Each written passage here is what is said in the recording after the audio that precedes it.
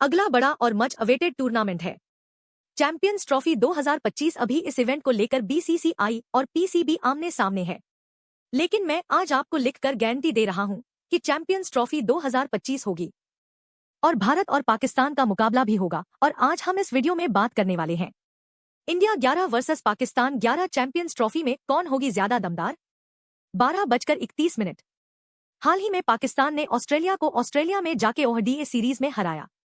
तो आज हम पाकिस्तान 11 और भारत की 11 का मुकाबला करेंगे जो चैंपियंस ट्रॉफी में आपको मैदान पर नजर आ सकती है। और इस वीडियो में मैं आपको बताऊंगा कि कौन ज्यादा दमदार है। 11 प्लेयर इंडिया के और 11 प्लेयर पाकिस्तान के। तो शुरू करते हैं, आप हमें कमेंट करके बता सकते हैं। तो देखिए, इसमें सबसे पहले जो शुरुआत करते हैं, टॉप ऑर्डर से हम शुरुआत करते हैं। भारत की तरफ से ओपनिंग करने आएंगे रोहित शर्मा और पाकिस्तान की तरफ से ओपनिंग करने आएंगे सैम अयूब। रोहित शर्मा के पास सालों का एक्सपीरियंस है, वाइड बॉल के एक चैंपियन प्लेयर है। और सैम अयूब की मैं बात करूं, अभी कुछ ही टाइम पहले इन्होंने अपनी एक पहचान बनानी शुरू की है और उस मुकाम तक पहुंचने में इनको समय लगेगा। तो ऐसे में रोहित शर्मा और श्याम अयूब के बीच जो मुकाबले में 1-0 के साथ भारत आ गया, तो यानी कि 1-0 अभी फेवर इंडिया के आगे बढ़ते हैं। नंबर 2 पर आएंगे ओडीआई में टीम इंडिया के वाइस कैप्टन शुभमन गिल और उनके सामने होंगे अब्दुल्ला शफी। शुभमन गिल ने पिछले 2-3 सालों में जो ओडीआई क्रिकेट में किया है वो 200 बना चुके हैं और पिछले 2-3 सालों में ओडीआई में सबसे ज्यादा रन बनाने के मामले में टॉप पर है। तो ऐसे में अब्दुल्ला शफी उनके आगे कहीं पर भी नहीं टिकते हैं।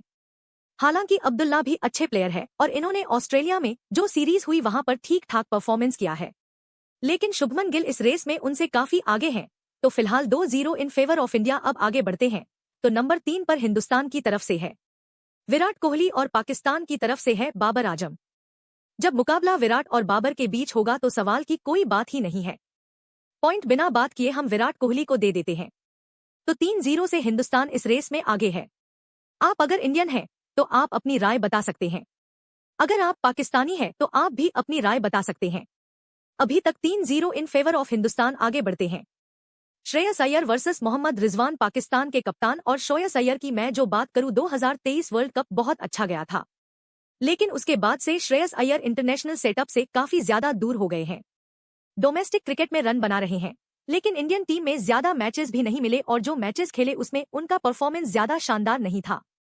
तो भाई मुझे लगता है Mohammad Rizwan as compared to Shreyas Iyer race में थोड़ा सा ऊपर है, और वो भी सिर्फ इस वजह से क्योंकि श्रेयस अय्यर ने पिछले 1 साल में ज्यादा इंटरनेशनल क्रिकेट नहीं खेला। तो फिलहाल 1 पॉइंट में मोहम्मद रिजवान को इस वजह से दे देता हूं। और यहाँ पर फिलहाल जो स्कोर है 3-1 अभी भी फेवर में इंडिया के। अब आगे बढ़ते हैं, नंबर 4 पर आएंगे केएल राहुल वर्सेस कामरान गुलाम। कामरान गुलाम एक नए खिलाड़ी हैं, ज्यादा मैचेस उन्होंने पाकिस्तान के लिए नहीं खेले। और केएल राहुल की अगर मैं बात करूं, व्हाइट बॉल फॉर्मेट में चैंपियन प्लेयर हैं।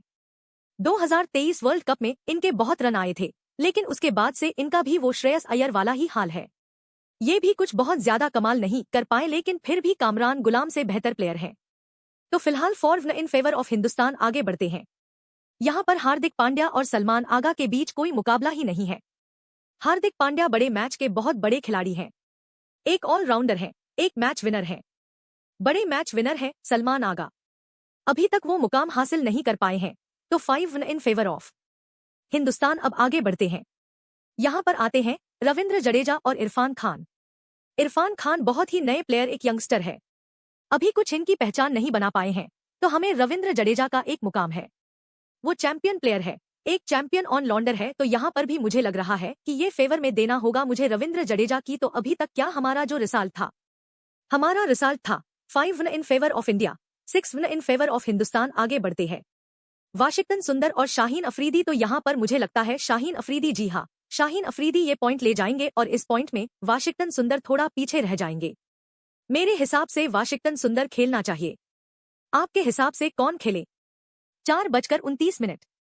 जब कमेंट करके जरूर बताएं। तो पहले तो 6 इन फेवर ऑफ हिंदुस्तान, अब यहाँ पर 6-2, लेकिन अभी भी फेवर में इंडिया के। अब आगे बढ़ते हैं, जसप्रीत बुमराह नसीम शाह दोनों ही चैंपियन गेंदबाज, लेकिन जब मुकाबला बुमराह के साथ किसी भी गेंदबाज का होगा तो ऑटोमेटिकली करंट सिनेरियो में वो नीचे रह जाएगा। तो ऐसे में 7-2 इन फेवर ऑफ इंडिया। अब आगे बढ़ते हैं, मोहम्मद सिराज और हरीश राव। मोहम्मद सिराज जिस बुरे दौर से गुजर रहे हैं, जिस तरह का उनका परफॉर्मेंस रहा है, अभी हाल फिलहाल में बहुत खराब रहा है और हारिस रऊफ ने तो ऑस्ट्रेलिया के खिलाफ ऑस्ट्रेलिया में जाकर पाकिस्तान को सीरीज जिता दी, तो ऐसे में इनका कद अपने आप बढ़ जाता है, तो ये पॉइंट में हारिस रऊफ को दूंगा। 7-3 इन फेवर ऑफ इंडिया। अब आखिरी नाम देखते हैं। आखिरी नाम है मोहम्मद हसनैन और कुलदीप यादव। अब कुलदीप यादव के साथ दिक्कत है, वो चैंपियन प्लेयर है और बड़े विकेट टेकिंग गेंदबाज है, लेकिन फिलहाल कुलदीप यादव ने ज्यादा क्रिकेट नहीं खेला है और वो अब इंजर्ड हो चुके हैं, और जब इंजरी के बाद वापस आएंगे कैसा परफॉर्मेंस कर पाएंगे नहीं कर पाएंगे, ये लगातार सवालों के घेरे में रहेगा। तो ऐसे में मुझे लगता है फिलहाल ये वाला पॉइंट हमें मोहम्मद हसनैन को देना चाहिए। करंट फॉर्म को लेकर जो कुलदीप इंजर्ड है और मोहम्मद हसनैन फिट हैं और पाकिस्तान के लिए क्रिकेट खेल रहे हैं, तो ओवरऑल 7-4 इंडिया के फेवर में रहा और इंडिया के जो प्लेयर्स थे वो हमें यहां पर बाजी मारते हुए नजर आए। आपका क्या मानना है? 5:53 इंडिया 11 और पाकिस्तान 11 जो चैंपियंस ट्रॉफी में आपको मैदान पर नजर आ सकती है, वो हमें कमेंट करके आप बताएं। अभी फिलहाल हमने पाकिस्तान की प्लेइंग 11 वही ली थी जो ऑस्ट्रेलिया में खेली थी, लेकिन जब ये दुबई में आएंगे खेलने के लिए इंडिया खिलाफ, तो वहां पर तेज गेंदबाज कम होंगे, स्पिनर्स 1-2 ज्यादा ऐड हो जाएंगे। लेकिन फिलहाल मुझे लगता है कि 7-4 के मार्जिन से इंडिया पाकिस्तान से बहुत आगे है। आपका क्या मानना है? आप कमेंट करके जरूर बताएं। कनॉइस।